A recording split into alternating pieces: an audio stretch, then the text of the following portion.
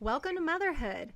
I'm Dr. Christina Hibbert, here to help you overcome, to become, and to flourish in this energizing experience we call motherhood. And today we're going to be talking about one of those ways that we can be energized, be happier, and healthier mentally, physically, emotionally, socially, spiritually. Yes, I'm talking about exercise and physical activity. And this is obviously related to the release of my brand new book, 8 Keys to Mental Health Through Exercise, which comes out today. The very day that this show is being aired is the very day that it is going to be released all over the place. You can find it online in bookstores and everywhere. So I wanted to talk about some of the principles from the book and really to focus on how exercise improves our mental health and well-being, how it can not only help us overcome things like depression and anxiety, and it's actually like a preventative measure and a treatment for those kinds of issues, but it also can improve things like helping to reduce stress and improving a bad mood and strengthening our relationships.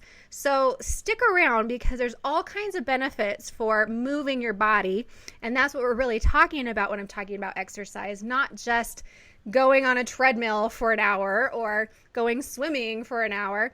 I'm talking about being active and choosing to have that active, moving lifestyle that not only moves your body, but literally moves your mind as well. And we're going to hear some great stories I'm going to have 2 guests today, and you're going to hear some of their stories and experiences of how they've overcome some really big challenges through exercise and getting healthy. So stick around for that. And in the meantime, I just want to thank you all for joining me here each week, as I always do, as we choose to grow through motherhood and not just go through it. Because as I like to say, it's a whole lot better to grow through it and to do it together each week as we do here on Motherhood Radio. And for those who've joined our Facebook group, it's such a pleasure getting to know you a little bit more there. And I hope that those who haven't yet will go check it out at Growing Through Motherhood on Facebook. Just ask to be added. We'd love to have you. And also connect with me on all kinds of social media. You can find my Facebook page, Instagram at Dr. Christy_Hibbert, Pinterest, and of course my YouTube channel, where you can find a video of today's episode, as well as many other episodes from Motherhood. Now, as I was saying, we're going to be talking about exercise and mental health today. And I mentioned just a few of the benefits, and I really wanted to focus in on some of the ways that exercise has helped me in the past. In fact, I didn't grow up really being an exerciser. I wasn't in sports. I didn't really do much of that. I did dance when I was young until about high school, and then I kind of quit.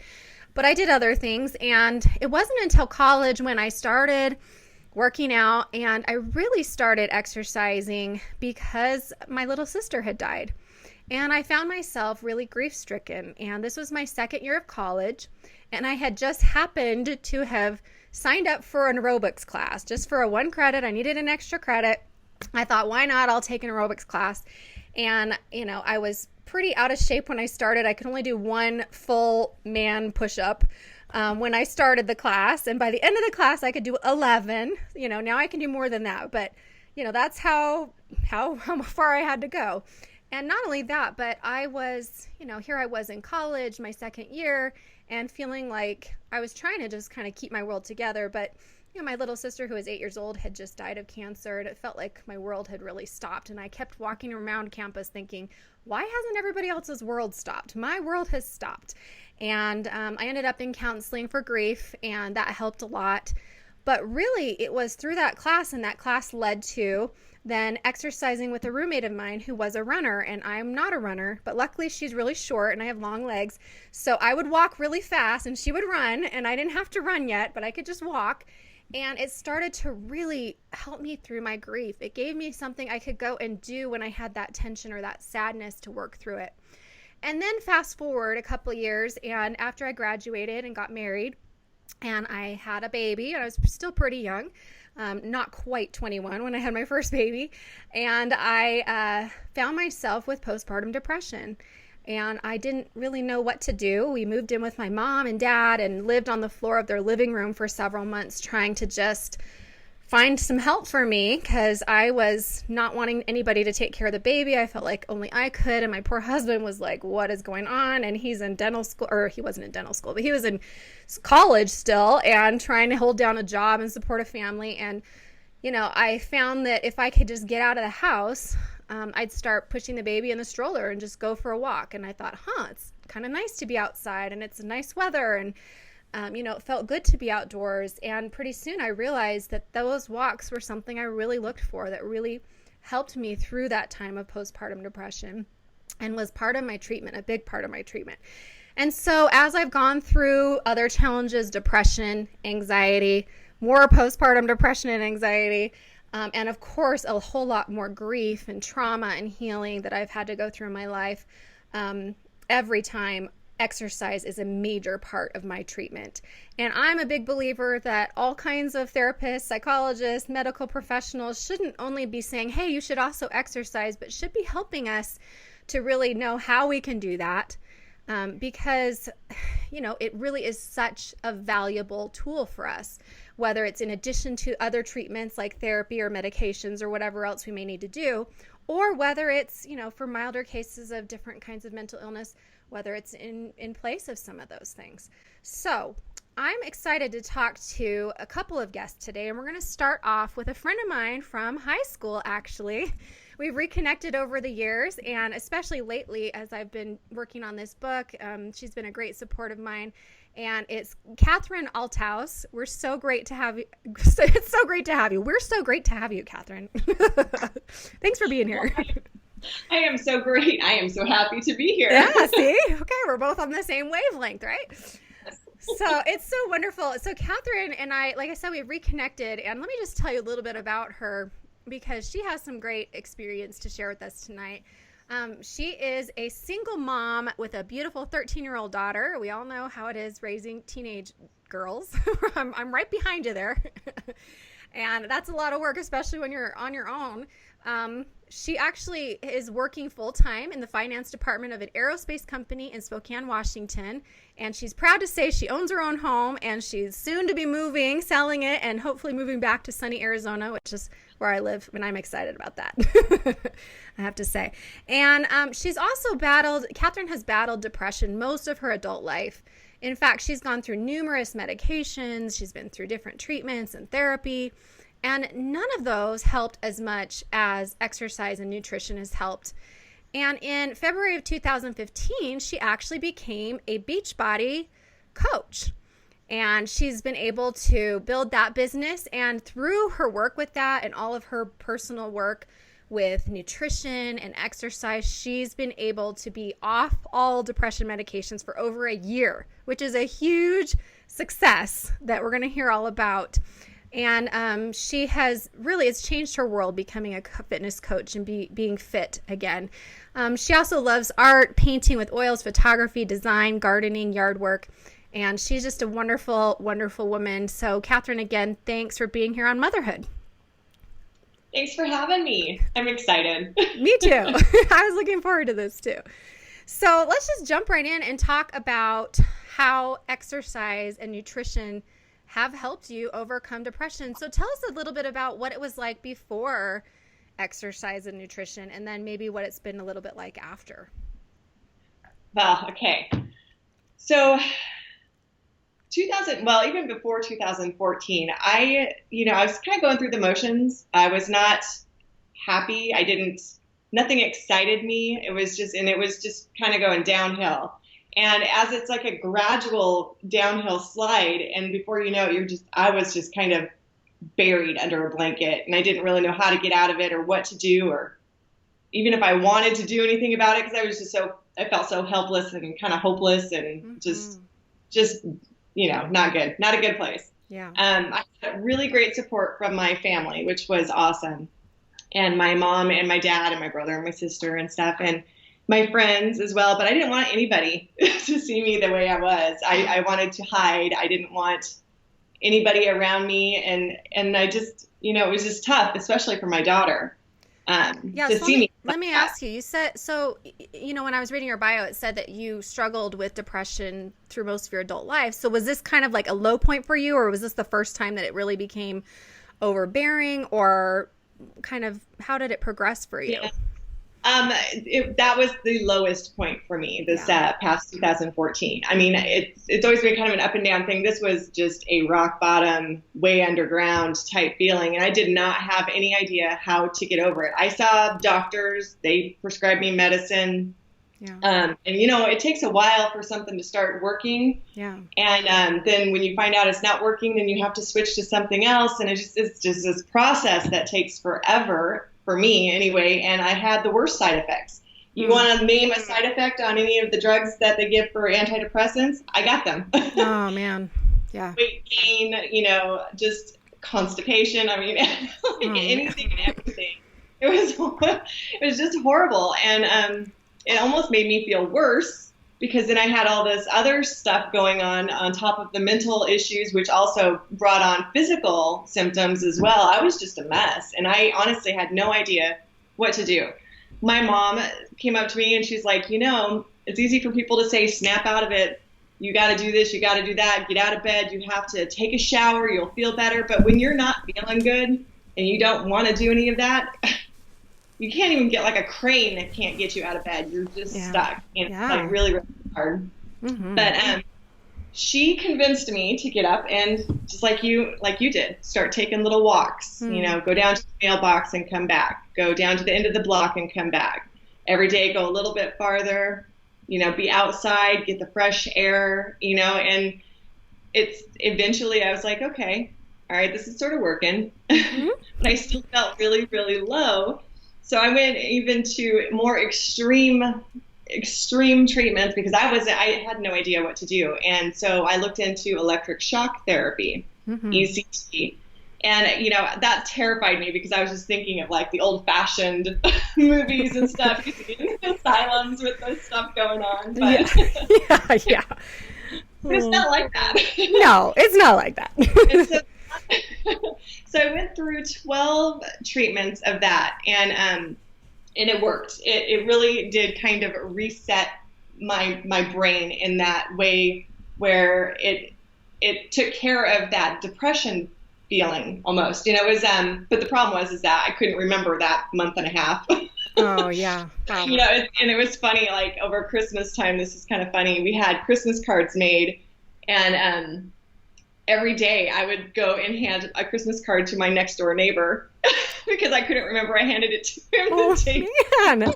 So this is a side effect of the ECT, right? It just kind of affected your memory for a while. Short-term memory loss for ECT, but and let me just say that ECT is a validated form of therapy, especially for treatment-resistant depression or severe depression where you really don't know what to do. So yeah, it can really be helpful, but there are these side effects sometimes. So. Absolutely. Okay. And if I didn't have, my mom was actually staying with me at the time. If I didn't have her with me to help me with my kiddo to make sure, I mean, during the day and stuff, I was fine. I was like, I'm functioning. I could do everything. I just couldn't remember what I did the day before. So it was like, I had to take pictures of everything to know where I put things. It was ridiculous. Wow. So you have to have support if you're going to go that treatment, that route. But after that, the last treatment, it was just right before Christmas time. By the end of that month, by the end of December, I joined into a gratitude group on Facebook.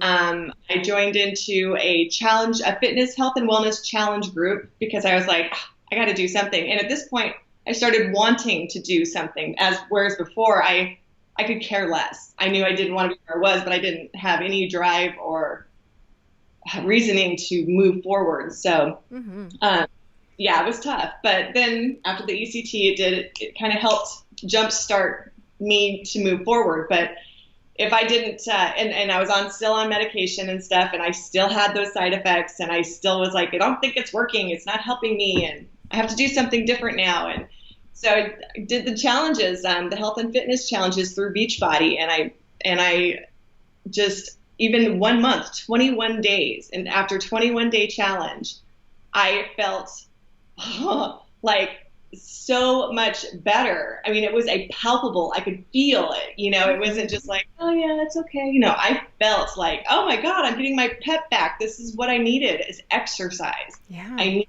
it. I didn't realize it.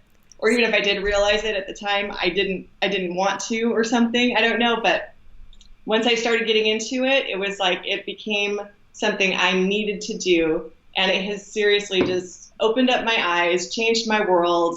I feel a hell of a lot better. I mean, it's like the best magic wonder pill. If you could put exercise in a pill form, everybody would be taking it. Everybody. I literally wrote that in my book. You know that, right? She did. I know. It's so true.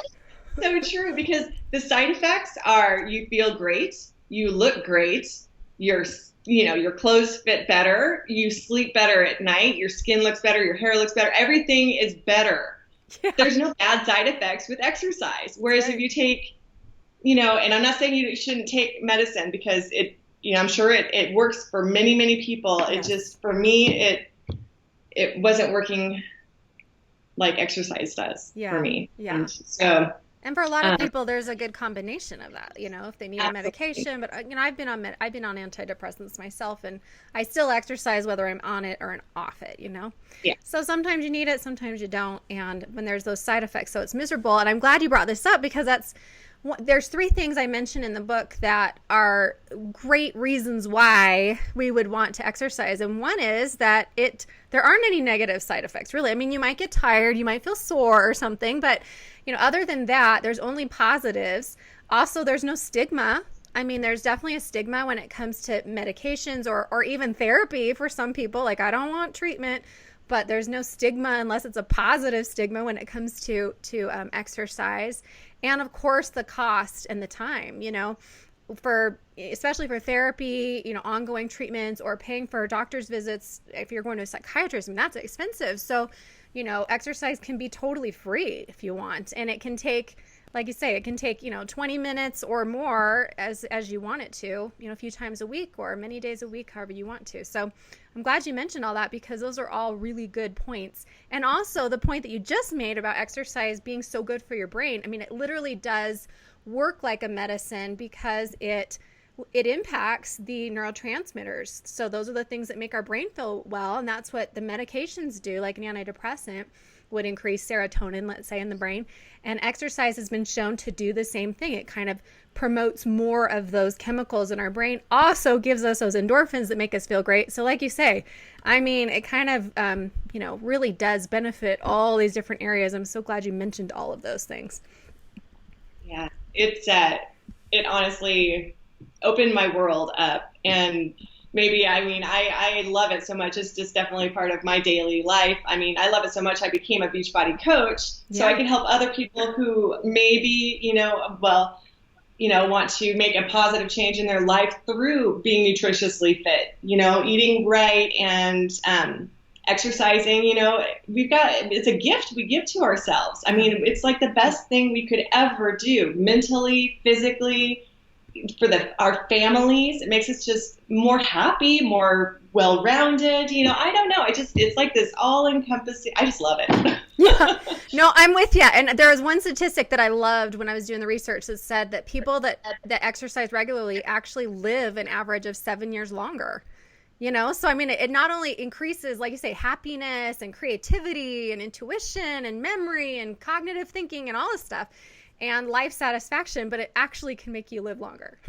So tell us, how did you start? You told us a little bit how you started. So how did you make yourself? I guess part of being on the challenge was, I'm sure you had some kind of accountability with that, or you set a goal, it sounds like, which helped you. And you're right, that's really helpful too, especially with depression, is having some activity that you can schedule and things that you can kind of check off. And tell us a little bit about what kept you doing it and how you built up to where you are now. Oh, absolutely. And believe me, it's not easy when you're, even when you're first starting off or you're been doing it for a long time. It's definitely a journey. There's no end point. It's just, it's a journey as you go. But I loved how you said you started so small too. I just wanted to emphasize that too. You really did. You did exactly what I try to teach people, like say, walk to the mailbox, walk down the street, and then eventually you didn't just jump right into a 21-day fitness challenge. when you're feeling terribly depressed. That's just not going to happen probably, right? Yeah, no. Okay. I'd like to say, I like to call myself Wonder Woman, but it takes a little bit of time. Yes. It does. I mean, like I said, I did. My mom pushed me to start off as, one foot in front of the other, just, start off slow and every day just kind of try to do a little bit more.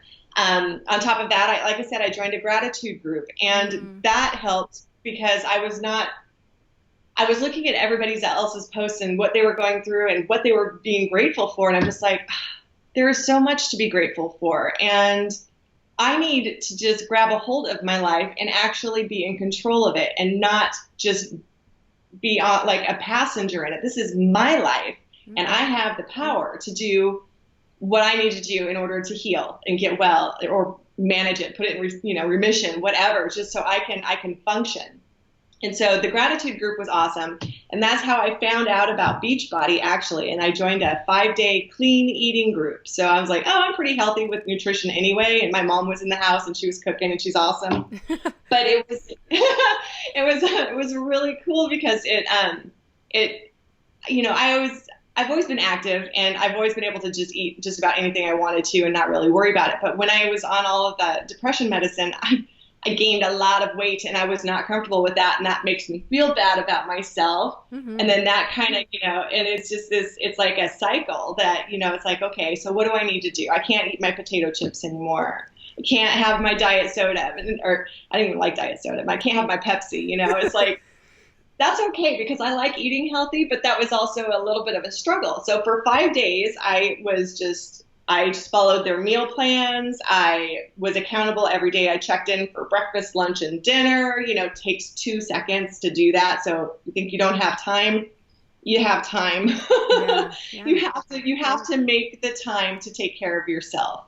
If you don't, then you're sick, and then you're tired, and you can't function the best you can be if you don't take care of yourself. I mean, I love the thing, like, when you're flying in an airplane and they tell you to put the oxygen mask over yourself first before you put a kiddo or something. You have to take care of yourself before you can be good at taking care of others. It's just so true. You put too much, it's tough, but. Well, and you are a single mom and you work full time. And so, really, I appreciate your point about you think you don't have time, you make time. So I'm sure there are people listening right now thinking that, like, that's one of the most common roadblocks that people face is I don't have time, or I can't fit it in, or I've got too much to do with my family or my work or whatever. So what do you say to those people that are thinking, well, yeah, that sounds easy, but that's hard to do?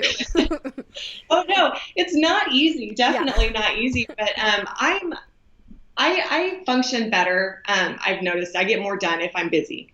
If I'm not busy, I will lay down or take a nap and put my feet up and stuff. And I don't mind doing that either. It's all about balance. But for me, what I do personally, because I do work full time, I'm a single mom and I own my own business, I have to have my personal time. I have to have time for me. And that's when I take care of my exercises, my journaling and personal development, my reflections, and to work on my business and take care of the cats early in the morning. So I have an early schedule, and not everybody likes early schedules. I didn't to begin with, but it has just become part of my life. And now I look forward to it because it's my quiet time. Yeah. It's my time for me.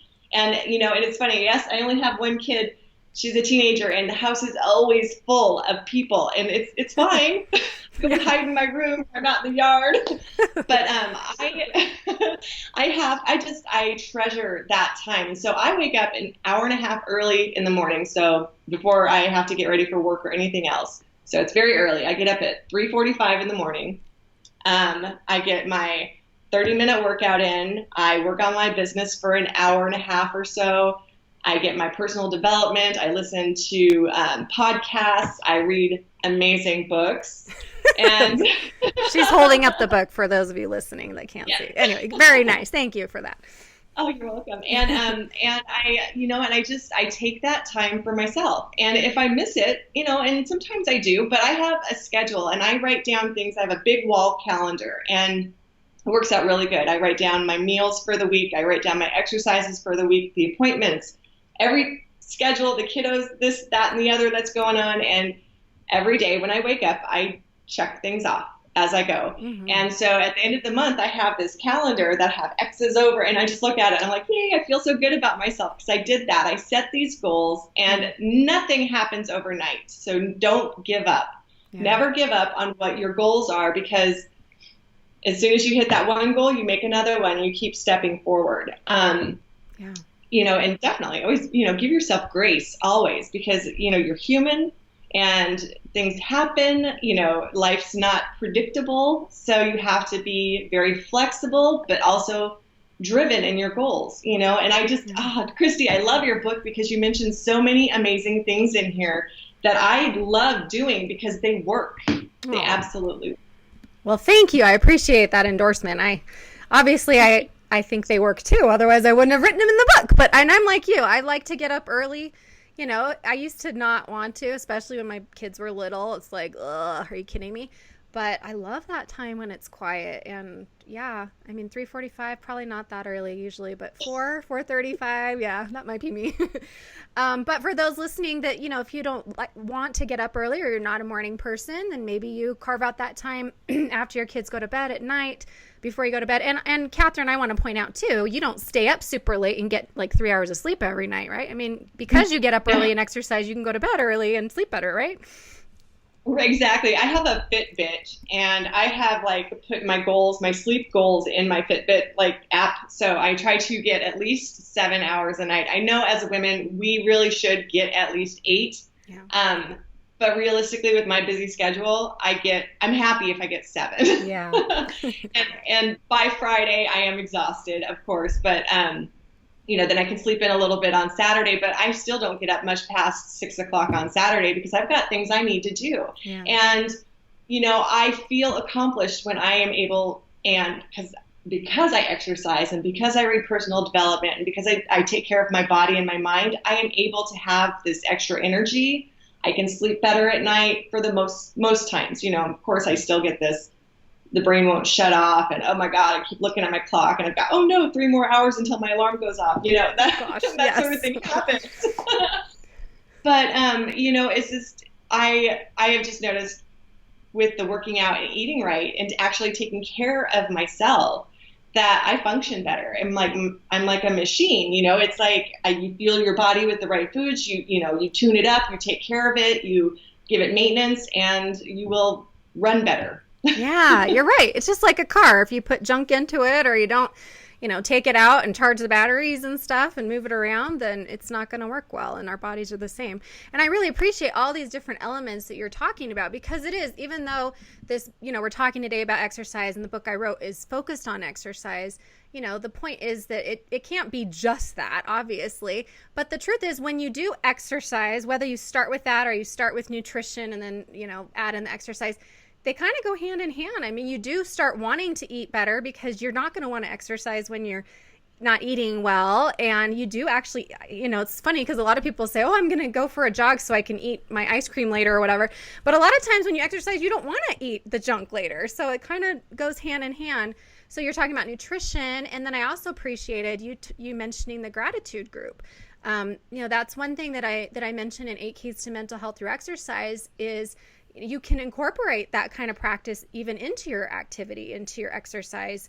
One thing that I do when I go for a morning walk or jog is I practice gratitude in my head, just kind of start listing through the things I'm grateful for. And I kind of do it in a prayer form, but anybody could do it however you want. And I think that's great. And you also mentioned that you do work actively on your personal development and personal growth, which, I'm a big fan of. So I love that you're talking about, all these elements that combine together, and they it sounds like what you're saying, and what I believe as well is that each one sort of, influences the other and makes it all work as a whole better.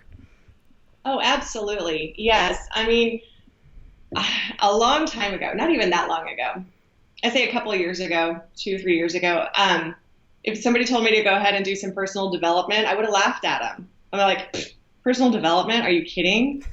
That is so hokey. I'm not going to do that. Who does that? I do. But I know, right? But see, that's the thing. It's like you see the people that are happy and productive and grateful and positive, and they're warm and inviting and stuff. And I'm not saying that, everybody does it, but those are the type of people that do focus on personal development and gratitude and stuff. And so a lot of very successful people, talk a lot about personal development and how it is essential to grow, because it changes your way of thinking about things. Instead of like a knee-jerk reaction of being upset or frustrated about something, maybe your mind will start thinking about the possibilities of this challenge in a different way, instead of, making it a negative. And it takes time, just like anything. Working out takes time, to get to a fitness level that you're comfortable at, or you want to be at, and then you make new goals. Same with with mental health. I mean, everything about it. You've got personal development, nutrition, exercise, personal time, quiet time. It's especially for women. I think it is just essential. It is. And we talk so much on this show about self-care, which is what you're talking about, really what we're talking about. It seems like every topic always ends up talking about self-care because it's so important, especially for moms. I think it is hard for us as women, and especially as mothers, to really give ourselves that time, but it's so important. And I'm so glad you're bringing that up. Now, it's so easy go ahead. It's so easy to kind of put yourself on the back burner because everything else needs to be taken care of. And as a mom, we want to make sure everything else is taken care of, but then we're harming ourselves, and it's in the end, we're going to have either a breakdown, or we're just going to like sleep for a week, or, Oh yeah, I've been there. Yeah, it's so true. When we take care of ourselves, like you say, put ourselves as a priority first, then we do have so much more to do. It's really not. And you're right. Like you're living proof. You're saying you had your mom there helping because you were so depressed. You couldn't even really take care of your daughter in the way you wanted. And, now you're happy and you're being this example and showing her this great life that she could go out and live. And that's what we do. We model for our kids when we can find a way to make ourselves healthy and happy, right? Absolutely. So any other last bits of advice? I know this is a very quick interview. We could talk all day, but I really appreciate all the insights you've shared and the wisdom you shared. But any last bit of advice for anybody out there listening who might be struggling with something like depression or another kind of mental illness, or maybe just isn't feeling happy and just wants to maybe try some exercise, nutrition, what the things we've been talking about?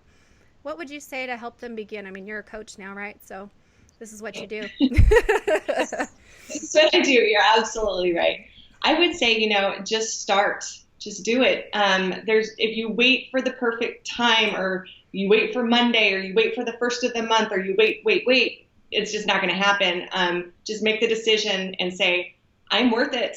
I am worth it, and I am going to do this. And then do it. You can have all of the dreams and all of the plans, but unless you put them into action, nothing is going to change. So you have to want it, and you just do it. It's not hard. It really isn't. Just start. And once you start, just do a little bit more each day. You're not in competition with anybody except for your own self. And, just push yourself a little bit harder than you did the day before. And, you'll start feeling better almost immediately. I'm not kidding. Exercise is quick. You start feeling better really fast. And then it's like, oh, I should have done this a long time ago. That's right.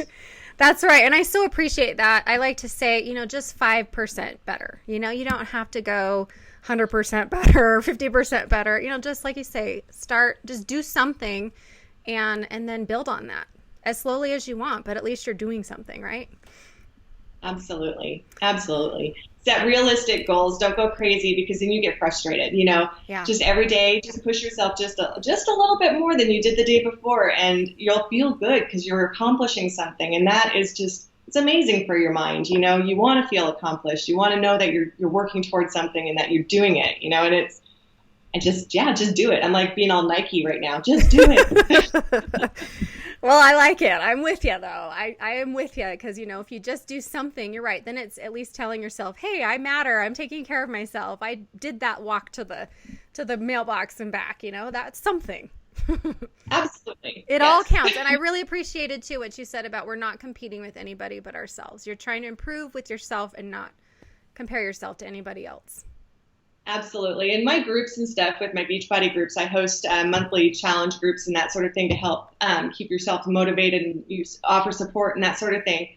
We empower each other. There's never any judging or any negativity. What it is, it's we're all about lifting each other up because we're all on the same journey. We want to feel better. We want to feel better, possibly look better. I mean, for me, exercise was the thing that I needed for my mind, my mental state. I needed it. Yeah. The benefits of like losing a few inches and, fitting into my shorts and getting a new bathing suit, that's all a side benefit. That's like, yay, that's great.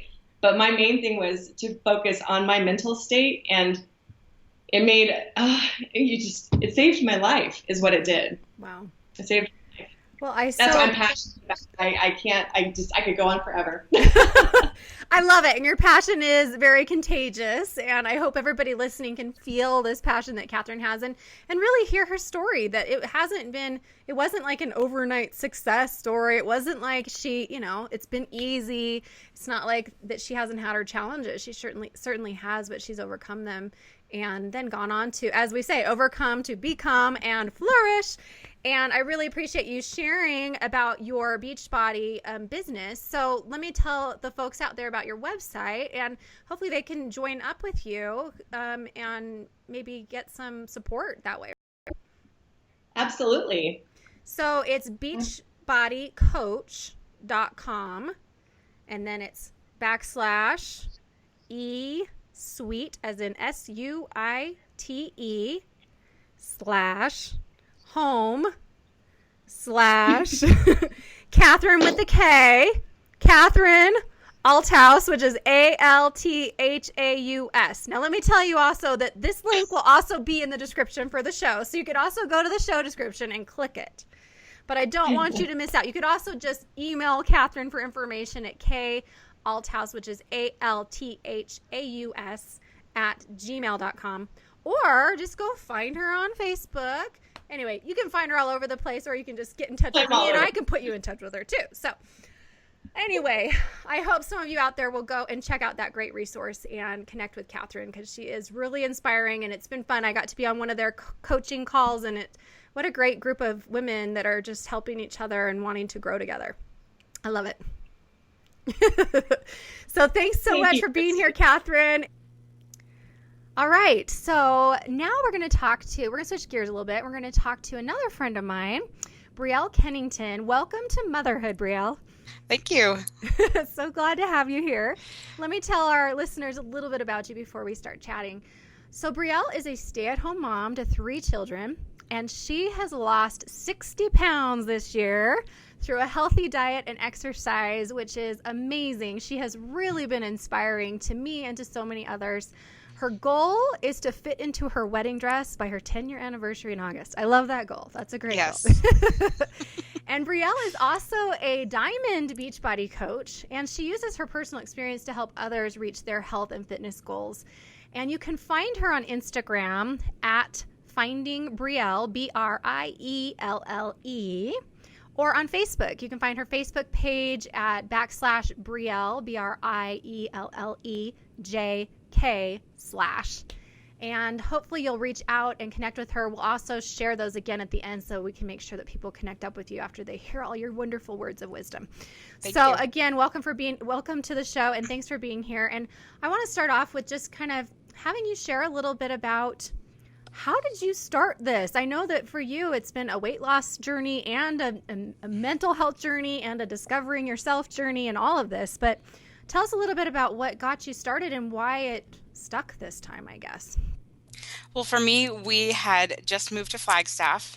We moved here in February, and I had struggled with my weight, all growing up, and then especially after I started having children and nursing, and we moved a lot to lots of different states.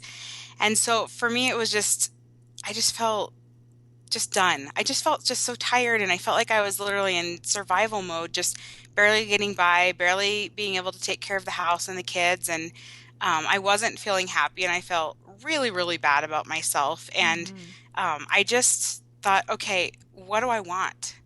I Mm-hmm. had attended your workshop, and that was like the number one thing I wrote when I was taking notes. Like, what do you want? I wrote it really big in my notebook. And I was just like, I want to be healthy. And not even Mm. this time, I think it was the first time I had said I want to be healthy and not I want to be skinny. And I Ah, that's think a good one. that was also something very different where I just wanted to be healthy. And Mm-hmm. so I thought, okay, well, why are you overweight? And not Mm-hmm. just the, oh, I eat junk and don't ever exercise. Yes. It was also just kind of, why am I doing this to myself? Because I know better. I know what I should be eating and what I shouldn't be eating. And for me, it was just, I figured that out. And that's such a personal thing for everybody.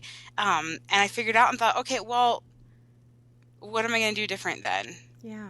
And I remember the exact moment in my kitchen where I was standing, where my kids were, and I looked over at my daughter and I just thought, I don't want you to hate your body. Mm. And so actually starting that day, I didn't say I'm going to start tomorrow. I got out my cell phone and downloaded my Fitness Pal and added everything I had eaten that day. Mm-hmm. And I went for a walk that evening. Wow. And then it was just, since then, it was just, I started doing the Couch to 5K running app. And I realized that I hate running, like hate it, but I finished the app because it was important for me to finish something I had started. So Um, let's hold on a second and tell okay. people about that. Well, first, before you tell us about that, I wanted to emphasize that point, that that question of what do you want? Because I think that is really an important question, and that's why when I do speak, I almost always ask that, especially when I'm speaking to women's groups. I ask, what do you want? What do you need? What do you desire? And what do you crave? Because one of those has got to ring true in some way, and for you it did. And so I want our listeners to think about that. What do you want? Do you want better mental health and physical health and all these benefits we've been talking about throughout the show? Do you want that?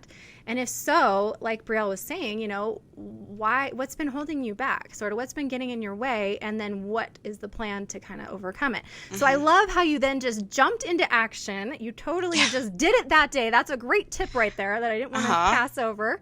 Start now and do something today, even if it's just one little thing. And then tell us about the apps that have been helping you.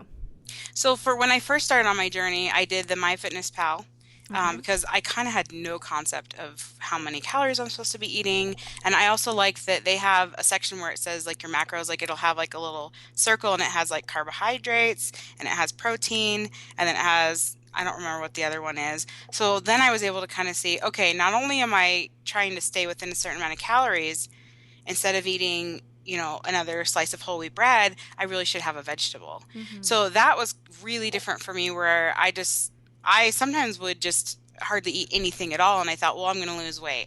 When really I found, especially coaching now that I'm trying to help others, a lot of women don't eat nearly enough food. Mm-hmm. And then they struggle with not having any energy and just not losing any weight because their body is in starvation mode. Yeah. Yeah. That's so true. So important. And so then you also, and this is a great tip too. You don't have to do it alone. So you immediately reached out for something to help you because, like you said, you didn't know exactly where to begin. And yes, this was. I also want to just point out for all our listeners. Did you hear what Brielle said about? This was the first time for her that she was thinking of being healthy versus being Hmm. skinny. And there is a Yes. big difference. And that's why in my book, 8 Keys to Mental Health Through Exercise, I make the point that this isn't a weight loss program Hmm. necessarily. Yes, you probably will lose some pounds if you're going to exercise and be healthier, but it's about getting your mind in the right mindset to have that lifelong movement and activity and health that you desire. So that's what got you there. And then you reached out for immediate help to help you kind of know what to do and where to begin, right?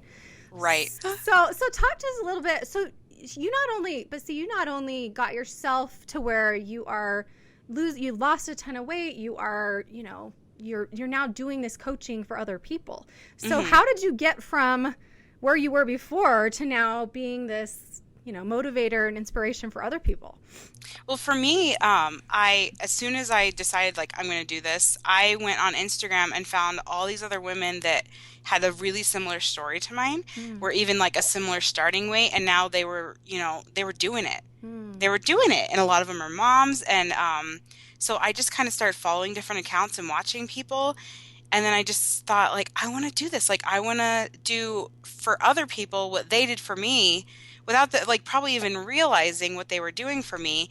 And I also started, especially I think like once I started, like people were always really supportive, like way to go, way to go. But once you start dropping some serious pounds, like 40 pounds, Mm-hmm. people start to like kind of pick up their heads a little bit and say, "Oh, she's serious. Like this is legitimately happening. She's doing it." And so Mm-hmm. I started getting a lot of private messages saying, you're inspiring, you're motivating, which is just mind-blowing still.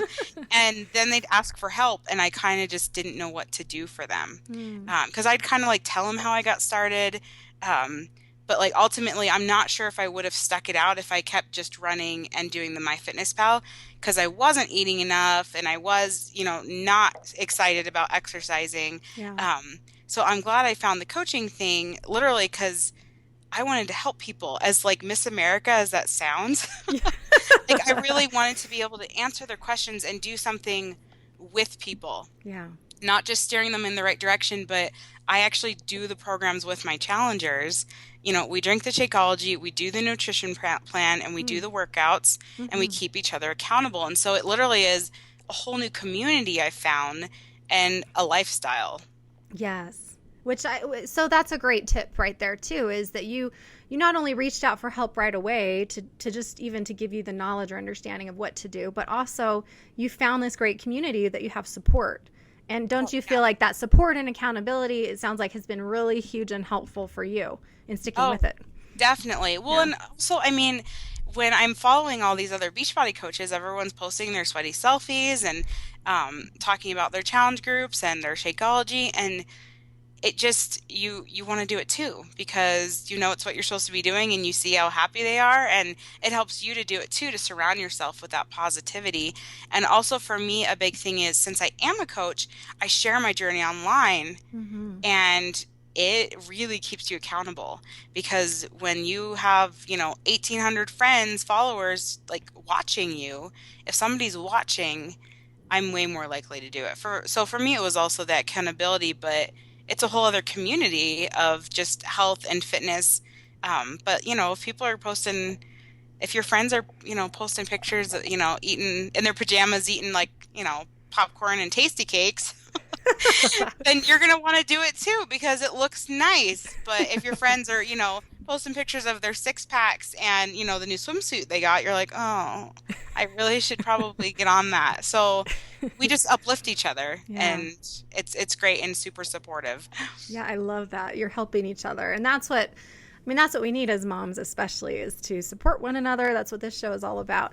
So, yeah, so one thing that I'm hearing you talk about that's really kind of underlying all this is how exercise and being healthy has impacted your sense of self-worth or self-esteem. So it Oh, sounds like yeah. that has been huge, because that's another big part of mental health. That's actually my exercise, or my key too, is exercise to improve self-esteem.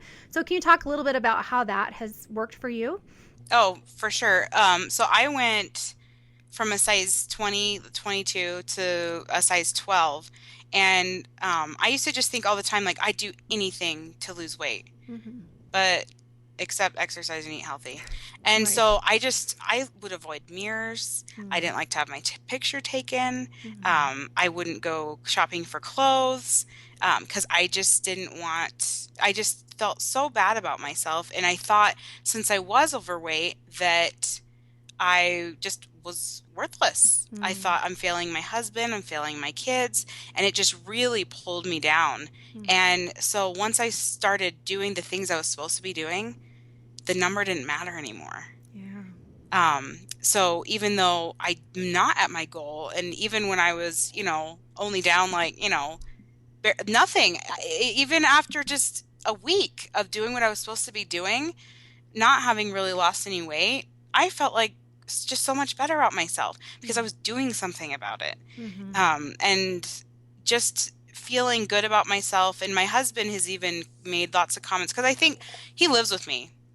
And Yes. so he doesn't, I don't think he like notices unless I'll show him like a before and after picture. Mm-hmm. And he kind of sees me different than other people see me because he loves me so much and he's my husband of Yeah. almost 10 years. But for him, the biggest change has been just my confidence and wearing clothes that I want to wear instead of just whatever fits. And just doing things that I used to love to do. Like I hadn't sung a solo at church in years or played my flute because I didn't want to be up in front of everybody and have them thinking about how fat I was. Like I was literally like concerned about that. Yeah. Even though other people don't think about it like I was, it was consuming me and it was Mm-hmm. making me think about it all the time.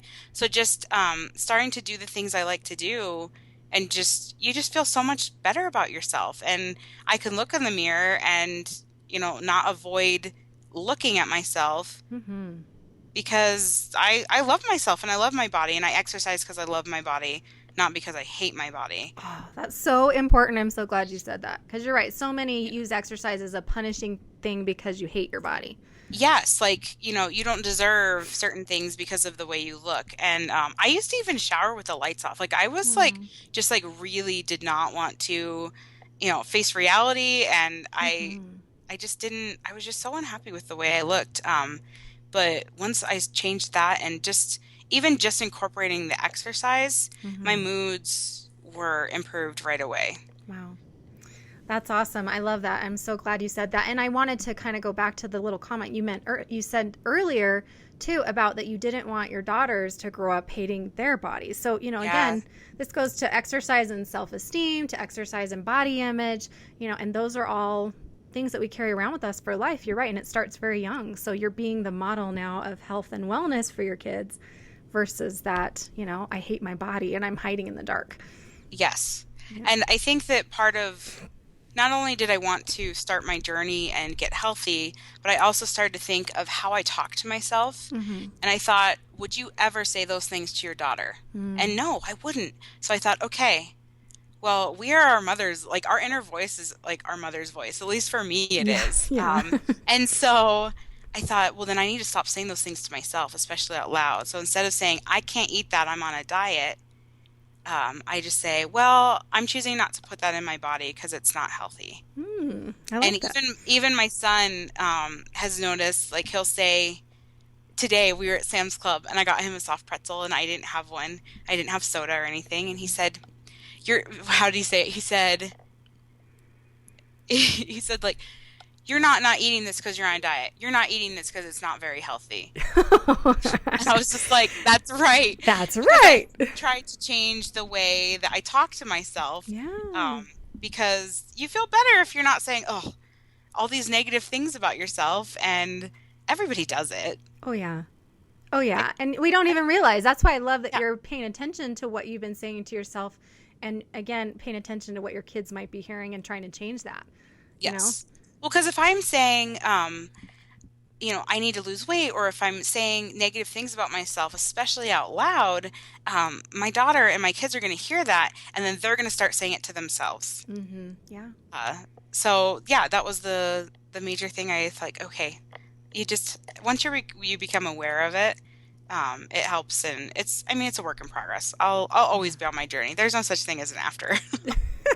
I love that. You're right. It is a lifelong commitment, Yes. but it's having great fruits of your labor so far already, right? Yeah, it helps. It does help because it is discouraging to go like a month or two and not lose any weight. But then you just need to take a step back and say, I couldn't do a single push-up, and now I'm doing 7-man push-ups. I was doing a 22-minute mile, and now I'm a 13-minute mile. Wow. And so you just have to try to, once you take out the timeline, it Mm-hmm. kind of helps a little bit with patience and just going through the process and believing in the process and trusting it. Because otherwise, especially with like diets people put themselves on, Mm-hmm. they want to lose a certain number by a certain amount of time, but it's a lifestyle. And so Yeah. if you just live a lifestyle, it takes a lot of the pressure off to meet Yeah. a certain deadline. So, and that's why I also kind of have strayed away from having a number because people say, what's your goal weight? What's your goal weight? What's your goal weight? Yeah, I get like 5 people a day asking me what my goal weight Oh is. gosh. And I used to say the number, but now I'm not sure because I weigh a lot more than I was before I got pregnant, but Mm-hmm. I'm a lot stronger and a lot smaller. Yeah. So for me, it's more of like, it would be nice to fit into my wedding dress because I know Yeah. it's a healthy size and it's something that would just be so wonderful because I never thought I'd get there. So I think that makes a big difference is just changing, what your goals are and how you word them and your expectations. Mm-hmm. And then it doesn't, suck as bad if you go 2 weeks without losing anything. Yeah. So, yeah. Yeah, what you're talking about is a whole shift in thinking and Oh, perspective of, right? totally. It's like, and I Yes. loved how you said, take out the timeline. If you don't have a timeline, you're just choosing to live a healthy life. You're Yeah, just you're just living. being healthy every day. And that's just how, yeah, it's just life. It's not even a healthy life. It's just your life now, Hmm. right? Yeah. Yep. That's a great tip. So you said a few things, which we're just going to emphasize here. To seek help and education if you're not sure what to do or where to begin, Right. to get that support from others and find others that are going through similar things. You can also, for everybody listening, join my Facebook group, Exercise for Mental Health. So if you want to look that up, and of course, join the Facebook group for our Growing Through Motherhood for our radio show here. But find that online support or in-person support or whatever. You can exercise together to strengthen relationships and have that support with your partner or spouse and with your kids.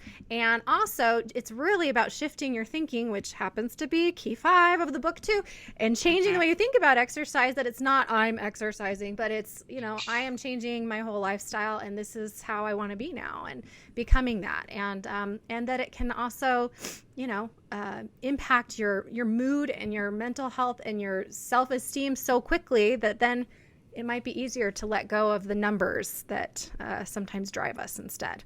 Yeah. Okay, so to wrap up, we've got a couple more minutes here. What other things would you want to add to that list of great advice that you've already shared from your personal experience? What kinds of things would you want listeners to know about starting this exercise journey, or starting this health journey, or whatever that you say you're still on and will never be done with? What would you like to tell people? I think another thing I did in the very beginning that was really helpful for me, it solidifies your why, is I wrote out my excuses. Mm. And seeing those written out, they look so much more lame than saying them in your head. One of them was like, oh, I didn't sleep well last night. Or, there's so many different excuses. And if you write them out and then like kind of give like the how to combat it, Mm-hmm. like I would write out like how to, or I don't have time. So I wrote out how I can make time or how I can prioritize so that I do have time to exercise, and like writing everything out. And for me, like seeing it and getting that out of my head, Mm-hmm. it was very just like therapeutic for me. And then when those did pop up, I had already decided what I was going to do to combat those. Oh, I like it. Yeah. And that was something that I didn't read it in a book. I had never heard anyone tell me that before. And so I'm sharing it because it kind of was just like, there's your 2 cents from Brielle, where it worked really well for me. And it's kind of like deciding before you're in a situation what you're going to do. Yeah. It makes it a lot easier because you don't have to think about it or have that inner battle of, oh, should I eat this cheesecake at 9 p.m.? No, because you've already written down that you're not going to be eating junk after a certain time. And it just makes it easier, and it just upped my level of commitment to just write it all out and see it. And it just made me feel more committed. And it also helped me stay motivated, because I hear that a lot is I don't have the motivation. Yeah. But there's no such thing. That's a magical, fictitious thing. I did not feel like working out today. Yeah. At all. And a lot of times I really don't want to work out, but I've never regretted it. Mm-hmm. And so, yeah, the whole motivation thing, there's no such thing. Right. You don't I just don't have motivation. You don't just have motivation. You have No, to build it and work on it. Exactly. Yeah. And so the writing out my excuses Mm-hmm. and, combating those with what would I do to get over those, Mm-hmm. that helps with, staying on track and having that motivation that people talk about that doesn't really exist, because you just have to do it. Your why has to be stronger than your excuses. Yeah, and I really appreciate you saying that too, because that's another thing that I like to talk about a lot, and I also wrote about in the book, is discovering your why. And that really is important. Like, what drives you? What your why is the thing that's gonna, make you commit. Like you say, not wanting your children to see you saying these things or feel this way about themselves, or your family is your why, or your health or your long-term life is your why, right? Right. Yeah. So those things are really important. And also to, remember what Brielle is saying here about, I loved your tip, because you really did some cognitive behavioral therapy with yourself, whether you know Did it or I? not. Yeah, you Ooh, did. I feel fancy. Yeah, you challenged your thoughts that were there, and you wrote them down, which is really good. Get them out of your head. Yeah. And then you challenged them, and you found the more truthful, helpful answer. And then you put that out there, and that's what you try to remind yourself of. And so that's great advice. And there's a whole other chapter. Key 6 is overcoming roadblocks. So Nice. yes, because you're right, the challenges that we face, the roadblocks, they really are excuses. We say they're reasons why we can't work out, but they really are excuses, because there are always ways to overcome those. And there's a lot of ideas in that book if anybody's needing that. So I appreciate that. And I appreciate your suggestion about motivation. Key 4 is on getting motivated. And really it's about goal setting and being realistic and challenging your expectations. Right. And, being, really kind of having the skills to kind of put a plan in place like you've done that's going to work for you and that you can stick with. Right. Yes, it needs to be sustainable. Sustainable. Yes. Very important.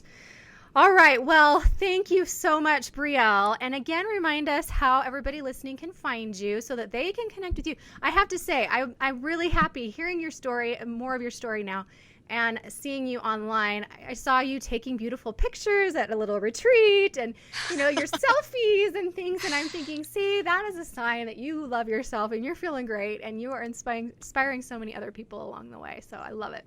Thank you. Yeah, I'm on Instagram at Finding Brielle, Brielle. And then I'm on Facebook. I'm the only Brielle Kennington on Facebook. Okay, good. That's nice. And so, and then we can connect through there. I love getting personal messages or questions. It helps me in my journey to be just talking to other people about it. And that's why I'm a coach, is I want to help people. Mm-hmm. So yeah, look me up, find me on social media, and we can connect. It'll be great. I love it. Thank you so much. And for everybody else out there, of course, one last shameless plug. Go out and get the book, 8 Keys to Mental Health Through Exercise, which comes out the very day that this episode airs, and is going to be hopefully all over the place so you can find it easily. And that will help you in all the things we talked about today. And I really do hope that it's helpful for you and those you love. And until next time, I hope that you will all choose to grow through motherhood instead of just going through it, because as we know, it's a lot better to do it as we do each week here together. And hopefully I'll see you next time for the next show. Thanks, everybody. Bye-bye.